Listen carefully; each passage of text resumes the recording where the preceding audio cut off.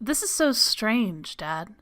How you see an outbreak of one particular type of weird crime all at once, when before it never seemed to happen. This is the 5th incident in the last week of a child doing serious damage to their parent, and nobody can quite figure out what's causing it. Might not be anything causing it, Tim. Sometimes bad things just happen. Yeah, I suppose they do.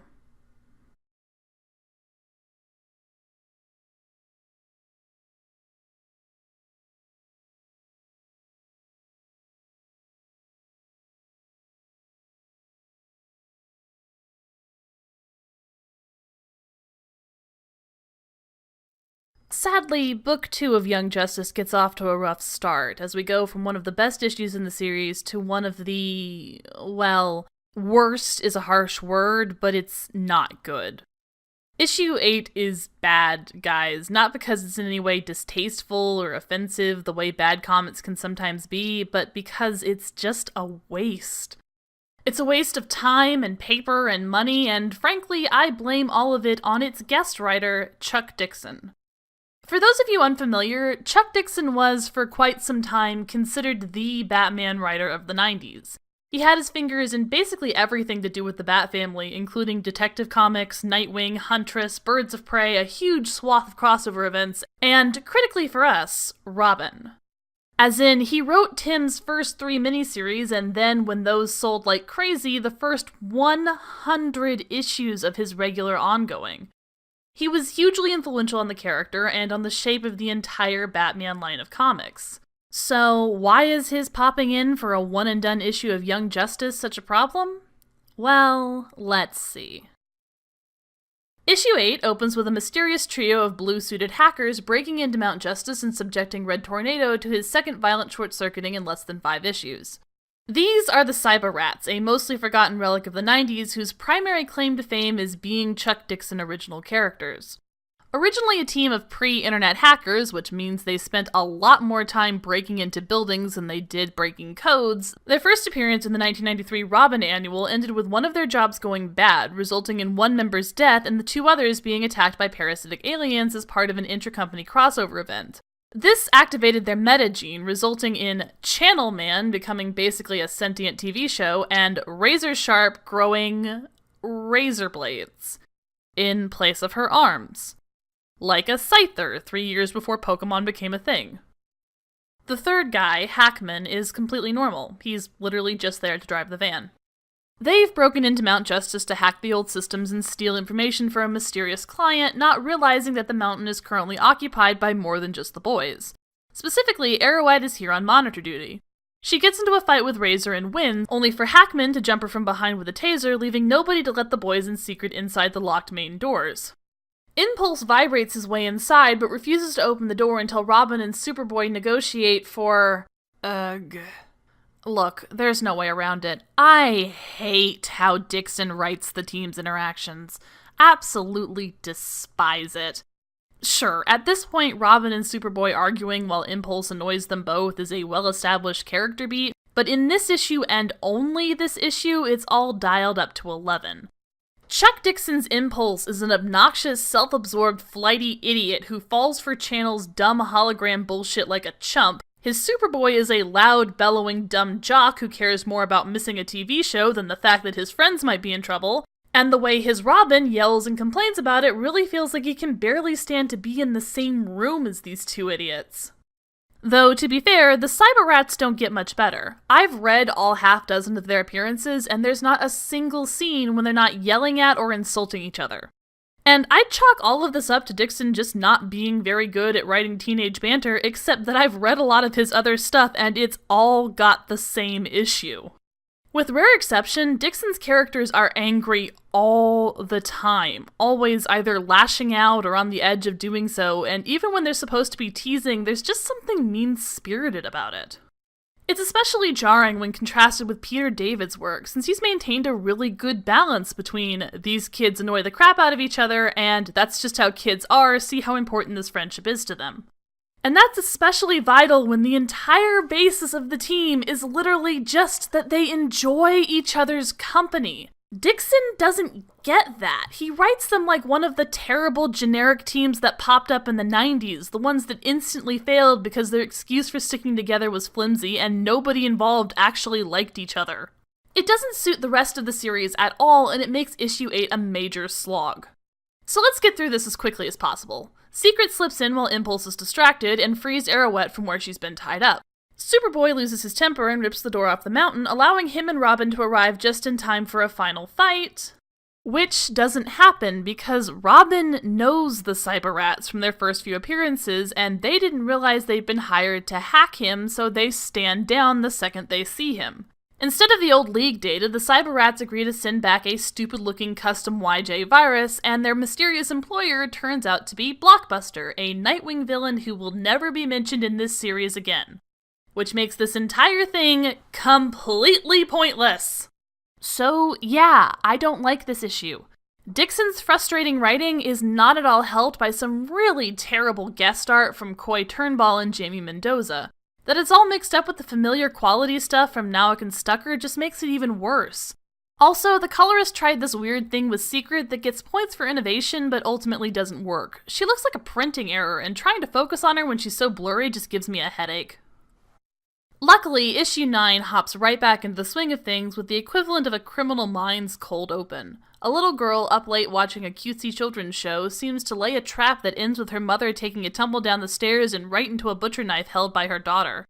A brief appearance from Tim's father Jack establishes this as the 5th such incident in the last week, which lingers in Robin's thoughts as he attends a Young Justice meeting, which is unexpectedly boys only since Cassie and Sissy have been roped into babysitting for one of Cassie's mother's friends.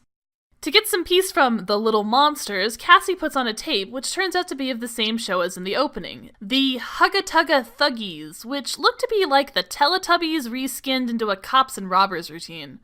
While Cass is distracted talking to Superboy on the phone, the kids get into the knives and go after a sleeping Sissy, who manages to subdue them just long enough for the mother to walk in and see her apparently pulling a knife on the 2-year-old. This summarily gets Sissy arrested, though she and Cassie are pulled out by the others with a quick rescue involving the supercycle and some telling visual foreshadowing from Secret. Put a pin in that. With Young Justice now on the case, they figure out pretty quickly that the Hugga Tugga Thuggies are actually a vehicle for supernatural messages of a nightmare-ridden hellscape dominated by a black sun, visible only to the innocent and pure of mind, like Bart. This, plus the fact that the brainwashed kids were chanting Kali, points them to Calcutta and a, quote, weird thuggy cult that flat out tells them they intend to corrupt the innocent in order to bring Kali back to rule the world. And yeah, to address the elephant in the room, this plot point is about as culturally sensitive as an Indiana Jones movie. But it is mitigated somewhat by what the next issue reveals to be actually going on. Anyway, the non-flying kids get dropped down a trap door, barely escape a liquid metal booby trap, and get sealed into a cave with these creepy things. The real Hugga Tugga Thuggies. Meanwhile, the 3 remaining topside are left to see the face of Kali appear across the sun, which I just now realized was another Teletubbies reference. Holy shit, that's hilarious. Issue 10 picks up pretty much right from there, as Superboy and Wonder Girl get wrapped up fighting living statues, while Arrowette, Robin, and Impulse fight through the actual Hugga Tugga Thuggies in search of information. Impulse gets clocked hard enough to shatter his goggles, ouch, and when he comes out of the concussion to find Robin at his side, he assumes he's Batman. They're soon confronted by the cult's leader, a guy calling himself the Acolyte, but who looks an awful lot like the hero Blue Devil. Anyway, he knocks them all out. Up top, Cassie figures out that the statues she's fighting with Superboy aren't real, just more supernatural illusions, which leads to their first real moment of connection where Kon compliments Cassie on her brains and looks. Secret finds a way into the underground through a crack in the trap door, but before 1D and the kid can follow by tearing up the ground, they're set upon by massive thuggies who are actually real. Underground, Robin's group has been chained up and can't get out because Bart still thinks he's Batman and thus can't remember how to vibrate through things. The Acolyte reveals that he doesn't actually care about Kali specifically, he just wants to summon any god to replace, quote, the one we have, i.e. the Judeo-Christian Muslim one, which is weird, okay? It's just weird, and it's almost too bad that he doesn't get a chance to talk to Cassie, you know, the girl who literally got her powers from the Greek gods. The Acolyte sends out Kali's signal, turning all the children who watch the Thuggy special into a mind-controlled force that attacks their parents with the intent of sacrificing them. Robin gets loose from his bonds, and with the help of a distraction from Arrowette in secret, knocks the Acolyte down to size while Superboy and Wonder Girl take out the broadcasting signal.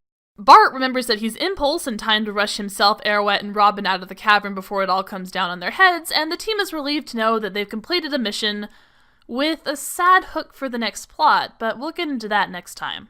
Honest to God, I love this story. There's not much to it in terms of deeper meaning, and within the ongoing narrative, it's really more of a breather episode interspersed with some nice character beats. But it's a fun little adventure within the established status quo, and very reminiscent of a good standalone Teen Titans episode. And I have to say, given that this is the only chance they have to build Superboy and Wonder Girl's relationship before certain things happen down the line, I think they do a good job. There's a noticeable difference in how Kon talks to Cassie compared to the way he hits on other women. Even Arrowette presumably caught his eye first for the short skirt and bare navel of her costume rather than her capabilities as a crime fighter. But Cassie only catches his eye here after showing off her talent and passion for the work that they share. And they even hold hands for the last attack. It's just cute. Also, there's something weirdly sweet about Bart's perception of Batman.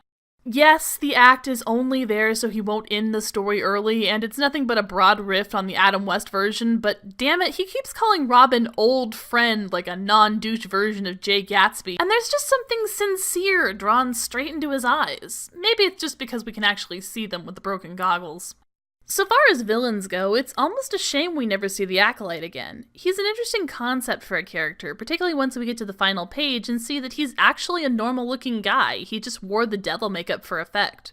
Sure, he's got all the subtlety of a sledgehammer, and his specific fixation on the Abrahamic god is weird in that way that it's always kind of weird to hear that subject treated the same as it is in our world when in the setting there are multiple other pantheons that exist, but I've seen worse takes.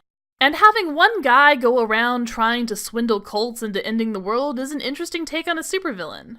But my one big complaint is that they don't explain what in the hell these thuggy things actually are. Are they robots, aliens, demons, the actual historical thuggy cultists kept alive by dark magic and wearing mascot costumes for some reason? We just don't know. They've got to be something non-sentient because nobody cares when they get buried in the end, but beyond that, there's nothing. Ah well. It ultimately doesn't matter. They serve their role in the story and set up for things to come, and that, at the end of the day, is all they really needed. Next time, the fallout from this little misadventure takes a direction you probably weren't expecting, and crossovers abound as we get a visit from Supergirl.